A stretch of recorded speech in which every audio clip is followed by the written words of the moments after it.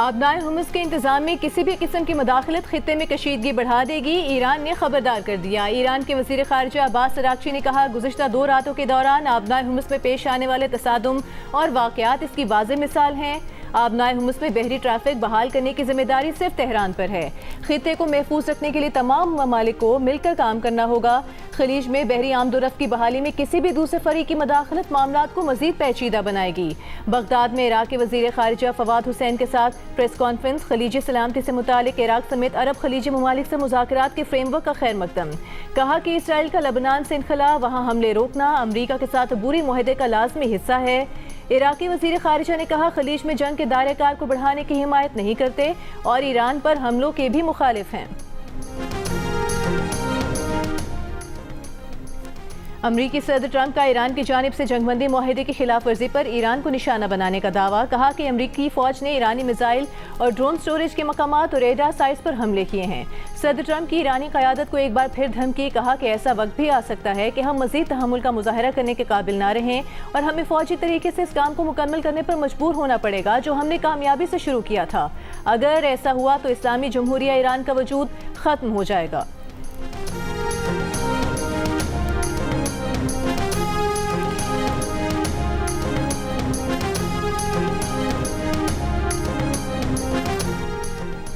पास सारान इनकलाब के कुवैत और बहरीन में अमरीकी फ़ौजी तनसीबात पर मिसाइल और ड्रोन से हमले। कहा, ईरानी नेवी और एरोस्पेस फोर्स ने मुश्तरका तौर पर अमरीकी तनसीबात को निशाना बनाया।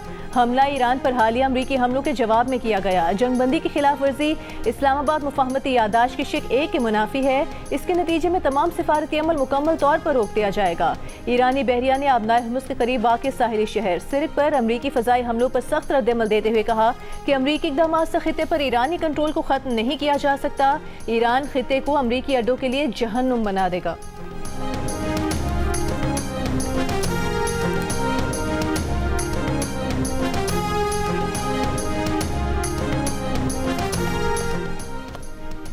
अमरीका ने आबनाए हुमस के करीब ईरानी अहदाफ पर हमले की वीडियो जारी कर दी। फौज से ताल्लुक़ रखने वाले 10 इंफ्रास्ट्रक्चर को निशाना बनाने का दावा। इससे पहले बयान में अमरीकी सेंट्रल कमांड का कहना था कि आबनाए हुमस में पैनमा के परचम बरदार टैंकर जहाज पर ईरानी ड्रोन हमले के जवाब में ईरान में मुतादिद फौजी अहदाफ पर फ़ज़ाई कार्रवाई की है।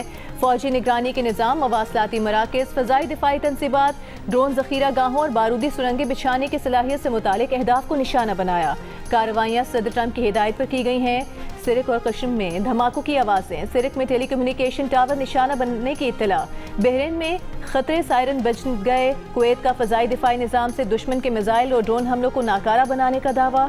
अमरीका ने हफ्ते की सुबह भी ईरान पर फ़ज़ाई हमला किया था जिसे ईरान ने नाकाम बनाने का दावा किया था और कहा था कि जवाब में खित्ते के कई अमरीकी फ़ौजी ठिकानों को निशाना बनाया है, जिसके बाद बहरीन ने ईरानी ड्रोन हमलों का इल्ज़ाम लगाया था।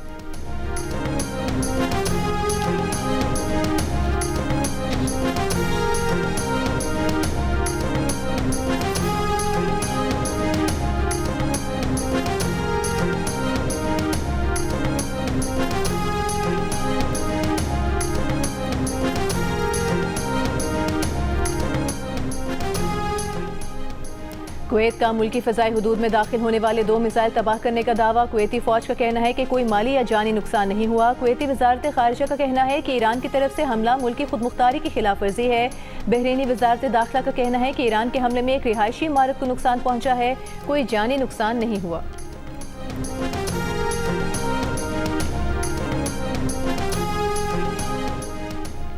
ईरान के सुप्रीम लीडर मुश्तबा खामनई ने ईरान के खिलाफ अमरीका और इसराइल के जंगी जराइम पर कानूनी कार्रवाई करने का हुक्म दे दिया।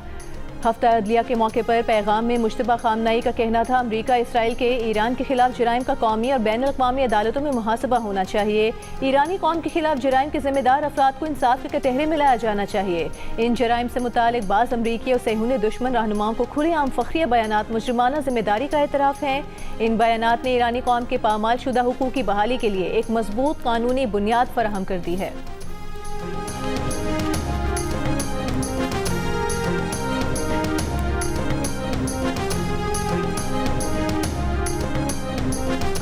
कराची में पाकिस्तान रेंजर्स सिंध के कैंप पर हमला करने वाले 3 दहशतगर्द हलाक कर दिए गए। एक जख्मी अफगान दहशतगर्द गिरफ्तार कर लिया गया। ISPR के मुताबिक भारतीय हिमायत याफ्ता जमातुल अहरार के खवारिज ने कैंप के मरकजी गेट पर धमाके के बाद अंदर दाखिल होने की कोशिश की। फायरिंग के तबादले में पाकिस्तान रेंजर्स के 3 जवान शहीद हो गए, 4 जख्मी हुए। इलाके में क्लियरेंस ऑपरेशन जारी। ISPR का कहना है कि पाकिस्तान अपने जवानों की शहादत का बदला लेने के लिए हमले के जिम्मेदारान के खिलाफ कार्रवाई करेगा। दहशतगर्दी के मुकम्मल खात्मे तक कार्रवाइयाँ जारी रहेंगी। फील्ड मार्शल सैयद आसिम मुनीर का शोहदा को खिराज अकीदत, लवाहिकीन से दिली ताज़ियत का इजहार। कहा, कौम की हिफाजत के लिए ये कुर्बानियाँ हमारे आज़्म को मज़ीद मजबूत बनाती हैं।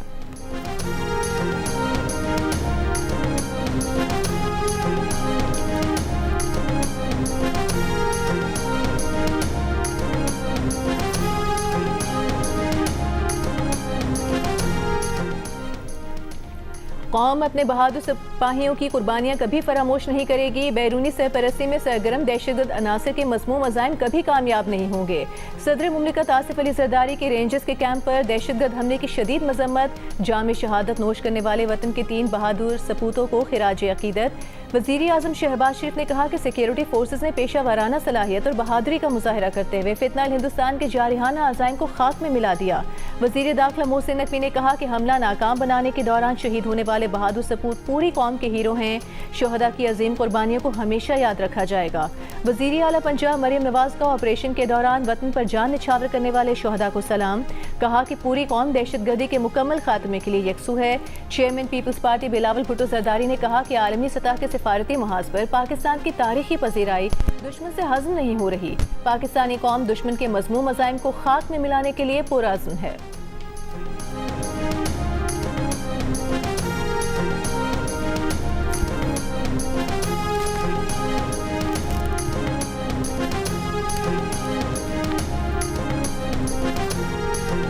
लेकिन 143 members have spoken for the long। अच्छा, इधर बड़ी बातें में हमें हक नहीं है यार। हक शुरू होता है असेंबली से।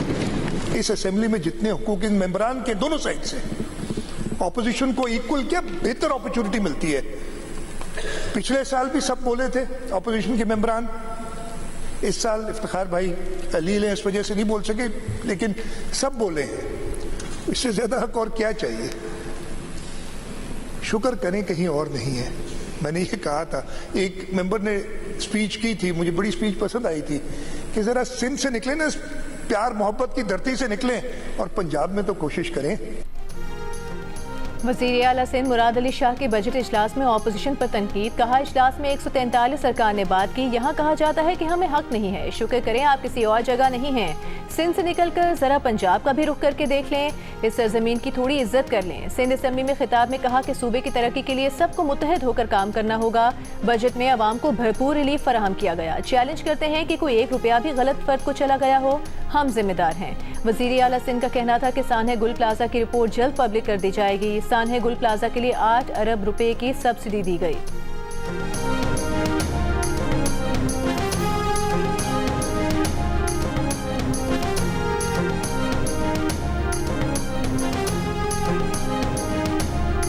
तो लाएं बिलावल भुट्टो जरदारी साहब प्रेसिडेंट ऑफ पाकिस्तान का इस्तीफा। एमकेएम के 2 वफाकी वजीरों का इस्तीफा हमारी तरफ से हाजिर है। आए सिंध के इश्यूज पे खड़े हों। आए चेयरमैन सेनेट का इस्तीफा रख के पाकिस्तान पीपल्स पार्टी एमकेएम की 2 वफाकी वजारतों का इस्तीफा आपके हाथ में। बने सिंध के इश्यूज पे खड़े हों, बात करें। आपके इस पाकिस्तान में 2 गवर्नर मौजूद हैं। 2 गवर्नर का इस्तीफा रखे, एमकेएम के 2 वजारतों का इस्तीफा आपके पास है। डिप्टी स्पीकर कौमी असेंबली, नेशनल असेंबली रखिए उसका इस्तीफा। एमकेएम की 2 वजारतों का इस्तीफा आपके पास है। भाई इशू पे लड़े ना, सिंध का मसला है, लड़े ना पाकिस्तान पीपल्स पार्टी। कौन रोक रहा है आपको। सिंध के ऑपोजिशन लीडर अली खुर्शीदी ने कहा है कि हमसे कहा जाता है कि हुकूमती ओहदों से इस्तीफा दें। अगर पीपल्स पार्टी सदर मुल्क, चेयरमैन सेनेट और डिप्टी स्पीकर कौमी असेंबली से इस्तीफे दिलवाए तो एमकेएम के विफाकी वज़रा भी इस्तीफे देने के लिए तैयार हैं।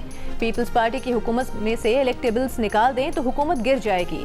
ये मत कहा करें कि कारकर्दगी पर अवाम वोट देती है। सईद गनी ने कहा कि लाहौर में एमकेएम नहीं थी इसलिए अमन था। हम कहते हैं लाहौर में पीपल्स पार्टी नहीं इसलिए अमन है। कच्चे में कौन सी एमकेएम थी।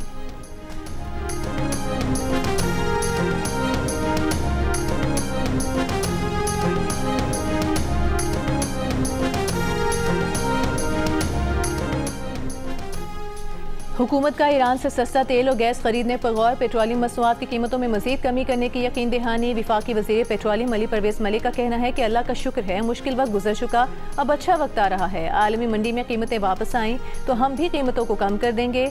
आलमी सतह पर किए गए मुआहदों पर रहते हुए आगे चलेंगे। लाहौर में मीडिया से गुफ्तगू में अली परवेज़ मलिक ने कहा कि पिछले हफ्ते आलमी मंडी में खाम तेल की जितनी कीमत कम हुई उससे बढ़कर रिलीफ दिया गया था।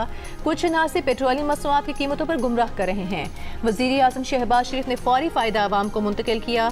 वज़ीर आज़म के अवामी खिदमत के हुक्म पर हमने लेवी में रिलीफ फराहम किया। अप्रैल में पेट्रोलियम मसनूआत की कीमत 460 रुपये फी लीटर को छू कर आई। पेट्रोलियम मसनूआत की कीमतों में कमी के हवाले से मुतहरिक हैं।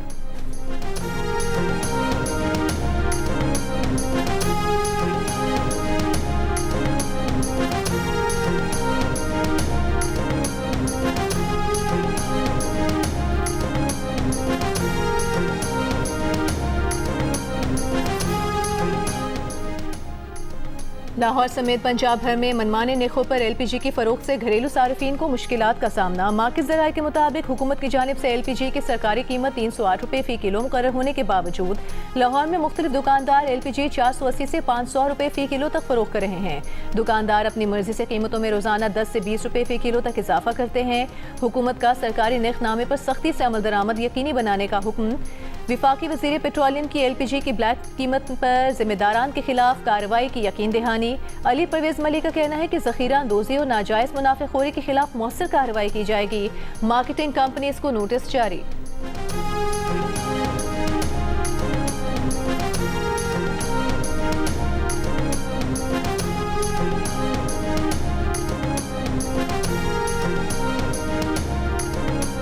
और वज़ीर ख़ारिजा इसहाक डार का यूरोपीय यूनियन ख़ारिजा अमूर के सरबराह काया काला से टेलीफोनिक राबता। खित्ते की तेज़ी से बदलती सूरत हाल पर तबादला ख्याल। तर्जुमान दफ्तर ख़ारिजा के मुताबिक नायब वज़ीर आज़म इसहाक डार का बहरीन के वज़ीर ख़ारिजा से भी टेलीफोनिक राबता हुआ।